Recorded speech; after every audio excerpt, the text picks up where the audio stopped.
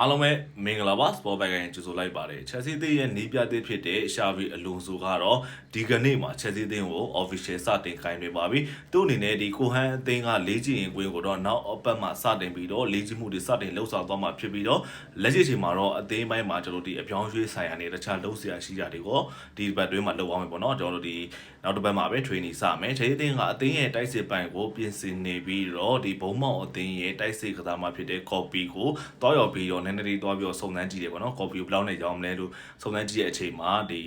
ဘုံမောက်အသင်းကသူတို့အသင်းရဲ့လူငယ်ကစားသမားတွေပြီးခဲ့တဲ့ပရီးမီးယားလိရာသီမှာတော်တော်ခြေစမ်းပြတာခဲ့တယ်ပရီးမီးယားလိ73ဂိုးထိသွင်းယူထားနိုင်ခဲ့တဲ့လူငယ်ကစားသမားတွေပေါ့နော်အသက်နဲ့အားဖြင့်20ပဲရှိသေးတယ်ဒီ copy အတွက်ဘုံမောက်အသင်းကပေါင်တန်း100အထိတောင်းဆိုထားတယ်ပေါ့နော်အဲ့ဒီအချိန်မှာတော့ဒီ copy ကို PSG အသင်းကနေစိတ်ဝင်စားနေတယ်ချက်ချင်းအသင်းကတွားပြီးတော့ဒါဘယ်လိုပြောမလဲတွားပြီးတော့တီးခောက်တဲ့သဘောမျိုးပဲပေါ့နော်ဘယ်လောက်နဲ့ရောင်းမလဲဆိုတော့တွားပြီးတီးခောက်တဲ့သဘောမျိုးပဲဒါပေမဲ့ဘုံမောက်ကလုံးဝပြတ်တယ်ပေါင်တန်း100နဲ့